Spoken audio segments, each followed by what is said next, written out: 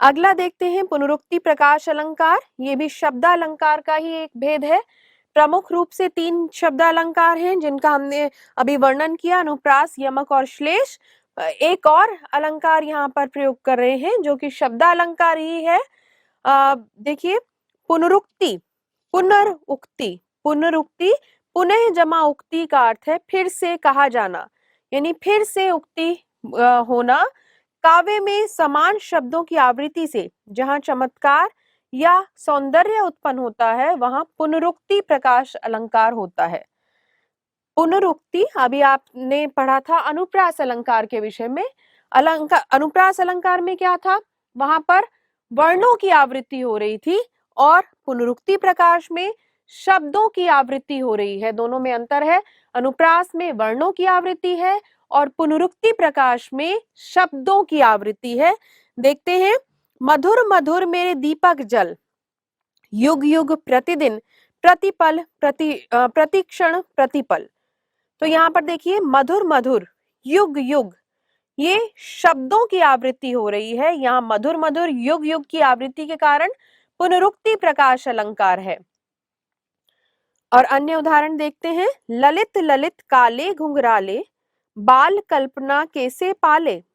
यहाँ ललित ललित एक ही शब्द 2 बार प्रयोग हुआ है, पुनः उक्ति हो रही है, एक ही शब्द की दोबारा उक्ति हो रही है, दूसरी बार बोला जा रहा है, इसलिए यहाँ पुनरुक्ति प्रकाश अलंकार है।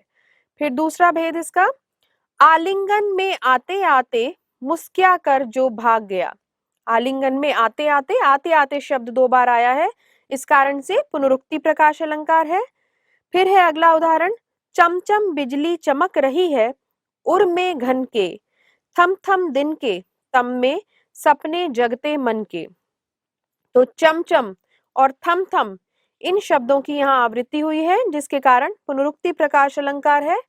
अगला उदाहरण देखिए, कभी कभी वह यों ही दे देता है उसका साथ। कभी कभी, एक ही शब्द कभी 2 बार प्रयुक्त हुआ है जिसके कारण पुनरुक्ति प्रकाश अलंकार है। फिर है, रोटी के नाचे ज्यादा कवायद दिखा दिखा, अवसर नाचे घोड़े को कावा लगा लगा। तो दिखा दिखा और लगा लगा शब्दों की यहाँ आवृत्ति हो रही है जिसके कारण पुनरुक्ति प्रकाश अलंकार है। तो एक बात विशेष रूप से ध्यान देने की है कि पुनरुक्ति प्रकाश और अनुप्रास दोनों शब्दालंकार हैं। दोनों में आवृत्ति का गुण पाया जा रहा है, दोनों में रिपीटेशन हो रही है, दोनों में दोहराई हो रही है, लेकिन अनुप्रास में वर्णों की आवृत्ति पाई जाती है, मात्राओं की नहीं, शब्दों की नहीं, जबकि पुनरुक्ति प्रकाश अलंकार में शब्दों की आवृत्ति होती है। जैसे एक ही उदाहरण में, एक ही वाक्य में देखते हैं, कहीं सांस लेते हो घर घर भर देते हो। अब यहीं पर देखिए, पुनरुक्ति प्रकाश अलंकार और अनुप्रास अलंकार हम किस प्रकार से छांटेंगे। पुनरुक्ति प्रकाश अलंकार है यहाँ घर घर, क्योंकि घर शब्द की आवृत्ति हो रही है। जब शब्द की, एक ही शब्द की आवृत्ति हो, पुनः आवृत्ति हो, तब हम क्या कहेंगे, पुनरुक्ति प्रकाश अलंकार। तो यहाँ प्रयुक्त घर घर शब्द में घर की आवृत्ति के कारण पुनरुक्ति प्रकाश अलंकार है। फिर है अनुप्रास अलंकार, किस कारण से, र र र की आवृत्ति हो रही है।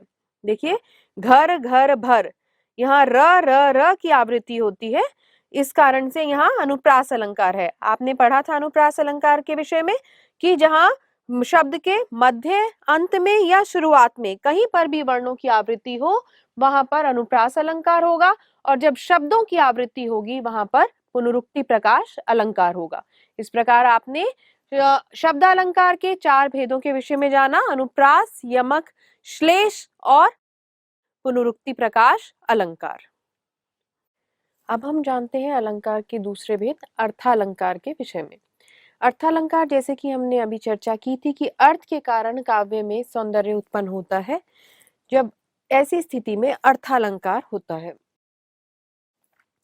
जहाँ काव्य में अर्थ के कारण सौंदर्य या चमत्कार उत्पन्न होगा, जैसे हाय फूल सी कोमल बच्ची, हुई राख की ढेरी। तो फूल अपनी कोमलता के कारण संसार भर में प्रसिद्ध है। अब इस पंक्ति में बच्ची को फूल की उपमा देकर आकर्षण उत्पन्न किया जा रहा है, अतः यह अर्थालंकार है। अब अर्थालंकार के कुछ प्रमुख भेद हैं। उपमा, रूपक, उत्प्रेक्षा, अतिशयोक्ति और अन्योक्ति। अब इनमें से अब हम चर्चा करेंगे जो आपके पाठ्यक्रम में सम्मिलित हैं अलंकार: उपमा, रूपक, उत्प्रेक्षा, अतिशयोक्ति और मानवीकरण अलंकार। तो सबसे पहले हम देखते हैं उपमा अलंकार। उपमा कविता की जिन पंक्तियों में किसी व्यक्ति, प्राणी या वस्तु आदि के गुण, अवगुण, रूप, स्वभाव और स्थिति आदि की तुलना और समानता किसी दूसरे के साथ होती है, तो वहां उपमा अलंकार होता है। जैसे अभी जो उदाहरण हमने लिया था, हाय फूल सी कोमल बच्ची, हुई राख की थी ढेरी। तो यहाँ बच्ची की तुलना फूल के साथ की गई है, इसलिए यहाँ उपमा अलंकार है। उपमा के 4 अंग होते हैं। पहला है उपमेय। उपमेय जिस व्यक्ति या वस्तु की तुलना की जाती है उसे उपमेय कहते हैं। उपर्युक्त उदाहरण में बच्ची उपमेय है। हाय फूल सी कोमल बच्ची, यहाँ बच्ची उपमेय है और उपमेय को प्रस्तुत विषय भी कहते हैं। जिस विषय में बात हो रही है उस प्रस्तुत विषय के आधार पर उपमेय को प्रस्तुत विषय भी कहा जाता है और इस उदाहरण में बच्ची उपमेय है। फिर इसका दूसरा अंग है उपमान। जिस व्यक्ति या वस्तु के साथ उपमेय की समानता बताई जाती है उसे उपमान कहते हैं। जैसे इस उदाहरण में फूल उपमान है, क्योंकि किसके साथ समानता बताई जा रही है? फूल सी कोमल बच्ची, यानी बच्ची उपमेय की समानता किसके साथ बताई जा रही है? फूल के साथ। इस कारण यहाँ फूल उपमान है। फिर है अगला भेद इसका अंग साधारण धर्म। उपमेय और उपमान के बीच पाए जाने वाले समान रूप और गुण या दोष वाचक शब्दों को साधारण धर्म कहते हैं। जो साधारण है, जो समान रूप से प्रयुक्त हो रहा है, दोनों के बीच में उपमेय और उपमान के बीच पाए जाने वाले समान रूप और गुण, जो कि दोनों में समान है, उपमेय में भी और उपमान में भी, उस ऐसे रूप और गुण या दोषवाचक शब्दों को साधारण धर्म कहते हैं। उपर्युक्त पंक्तियों में कोमल साधारण धर्म है, क्योंकि कोमल दोनों के लिए प्रयुक्त हुआ है, फूल के लिए भी और बच्ची के लिए भी। हाय फूल सी कोमल बच्ची, तो यहाँ फूल भी कोमल है और बच्ची भी कोमल है, इसलिए प्रयुक्त कोमल शब्द यहाँ साधारण धर्म है। अगला है वाचक शब्द। जो शब्द उपमेय और उपमान में समानता या तुलना प्रकट करता है उसे वाचक शब्द कहते हैं। समानता या तुलना प्रकट करने वाले शब्द वाचक शब्द कहलाते हैं। तो उपर्युक्त पंक्तियों में सी वाचक शब्द है। अन्य वाचक शब्द हैं जैसे, ऐसा, से, सा, सी, समान, सरिस, सदृश, तरह, तुल्य, जैसे ही, तैसे ही आदि। इस प्रकार के वाचक शब्द हैं जिनके लगे होने पर आप पहचान सकते हैं कि वो उपमा अलंकार के उदाहरण हैं। अब जानते हैं उपमा अलंकार के भेद के विषय में। उपमा अलंकार के 2 भेद हैं, पूर्णोपमा और लुप्तोपमा। पूर्णोपमा जिसके नाम से स्पष्ट हो रहा है पूर्ण उपमा, और लुप्तोपमा लुप्त उपमा। अब क्या है ये पूर्ण उपमा और लुप्त उपमा?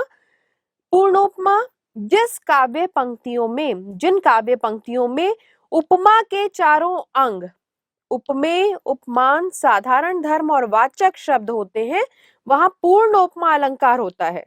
जब ये चारों अंग सम्मिलित होंगे, उपमेय, उपमान, साधारण धर्म और वाचक शब्द, ऐसे वाक्य में, ऐसे काव्य पद में पूर्णोपमा अलंकार कहलाएगा। जैसे राधा का मुख चंद्रमा के समान सुंदर है। उपमेय है राधा, उपमान है चंद्रमा, साधारण धर्म है सुंदर और वाचक शब्द है के समान। तो यहाँ प्रयुक्त राधा का मुख चंद्रमा के समान सुंदर है, पूर्णोपमा का उदाहरण है, क्योंकि यहाँ उपमेय, उपमान, साधारण धर्म और वाचक शब्द सभी उपस्थित है। अगला उदाहरण है पीपर पात सरिस मन डोला।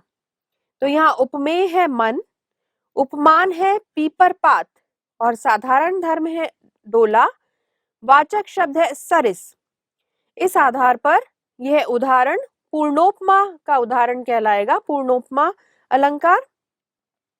फिर है दूध सा हरिपद कोमल कमल से, हरिपद कोमल कमल से, हरिपद यानी कि हरि के चरण, कोमल कमल से उपमेय है हरिपद, उपमान है कमल, साधारण धर्म है कोमल और वाचक शब्द है से।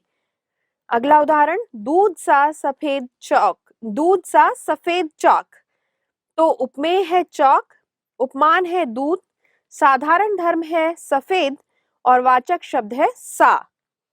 अगला उदाहरण नदियां जिसकी यशधारा सी बहती हैं अब निशिवासर, उपमेय है नदियां, उपमान है यशधारा, साधारण धर्म है बहाव और वाचक शब्द है सी। तो इस आधार पर यहाँ उपमेय, उपमान, साधारण धर्म और वाचक शब्द होने के कारण पूर्णोपमा कहलाएगा यह उदाहरण।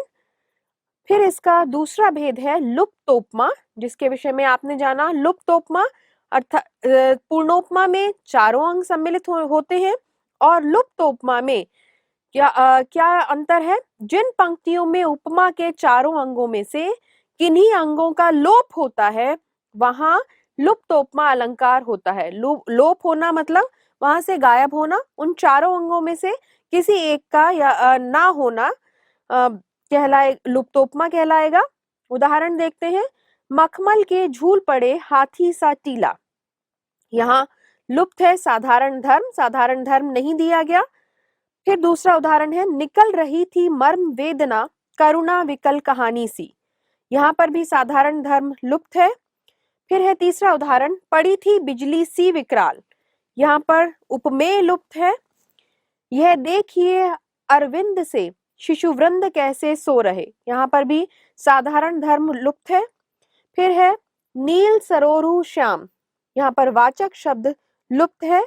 फिर इस प्रकार आप देखिए कि उपमा के उदाहरण यदि आपसे पूछे जाएं कि उपमा का उदाहरण दीजिए, उपमा अलंकार का उदाहरण लिखिए, तो ऐसी स्थिति में आप पूर्णोपमा का ही उदाहरण लिखें तो अधिक उचित रहेगा, क्योंकि वहां पर सभी सम्मिलित होने चाहिए, सारे अंग सम्मिलित होने चाहिए। उपमा का अलंकार सिर्फ पूछा जाए तो आप पूर्णोपमा का उदाहरण दें। उपमा के अन्य उदाहरण देखते हैं हम उपमा अलंकार के। उषा सुनहले तीर बरसती जय लक्ष्मी सी उदित हुई, अब सी से सा होने पर आप पहचान सकते हैं कि ये उपमा अलंकार का उदाहरण है। फिर दूसरा है मोती की लड़ियों से सुंदर झरते हैं झाग भरे निर्झर, निर्झर झरना, झरने झर रहे हैं और वो किसके समान सुंदर है? मोती की लड़ियों के समान सुंदर है। अगला उदाहरण है मजबूत शिलासी दृढ़ छाती, शिला के समान, एक पर्वत की शिला के समान, पर्वत के समान मजबूत छाती है। फिर है बरसा रहा है रवि अनल भूतल तवासा जल रहा, रवि अनल बरसा रहा है यानी सूर्य अग्नि बरसा रहा है, अधिक गर्मी है। भूतल या भूमि का तल तवा सा जल रहा, तवा रोटी बनाने के लिए प्रयोग करते हैं तो वो तवे के समान जल रहा है, इतनी अधिक गर्मी हो गई है, भूतल तवे के समान जलता हुआ प्रतीत हो रहा है। फिर है नयन तेरे मीन से हैं, नैनों की तुलना की गई है मीन के समान, मछली के समान। फिर है पहेली सा जीवन है व्यस्त, कि जीवन की तुलना की गई है पहेली से, पहेली के समान सादृश्यता दिखाई जा रही है, पहेली जैसा जीवन है, उलझा हुआ है, एक पजल की तरह है जीवन। फिर सातवां उदाहरण है तारा सी तरुणी तामे थाड़ी झिलमिली होती। फिर अगला उदाहरण है सिंधु सा विस्तृत और अथाह एक निर्वासित का उत्साह, उत्साह को सिंधु के समान विस्तृत और अथाह बताया जा रहा है। वह दीप शिखा सी शांत भाव में लीन। अगला उदाहरण खुले कोरे पृष्ठ जैसा वही उज्जवल वही पावन रूप। फिर है पारदर्शी वही शीशे की तरह आकाश, निर्धन के धन सी तुम आई। फिर है वही उठती उर्मियों सी शैल मालाएं। अगला उदाहरण प्रातः नभ था बहुत नीला शंख जैसे, शंख के समान नीला है नभ आसमान प्रातः काल में। वह टूटे तरु की छूटी लता सी दीन। टूटे हुए तरु की लता के समान दीन है। Now, subscribe to Bright Duty course at ₹1 per day only. Download Bright Duty app from Play Store and get the online courses prepared by competent and experienced teachers for different education boards of classes 6 to 10. Bright Duty courses are available for the subjects of Math, Science, Social Science, English and Hindi in English and Hindi medium. Bright Duty follows 3-step approach, that is learning, assessment and exam preparation. In learning, topic-wise video lectures with explanation of concepts and discussion of textbook examples and questions are available with the solutions. In assessment, topic-wise online MCQ test, practice assignments and chapter-wise question bank are available with the solutions. In exam preparation, previous year's question papers, sample papers and model test papers are available with the solutions. Sign up today on Bright Tutor and avail your courses at affordable prices.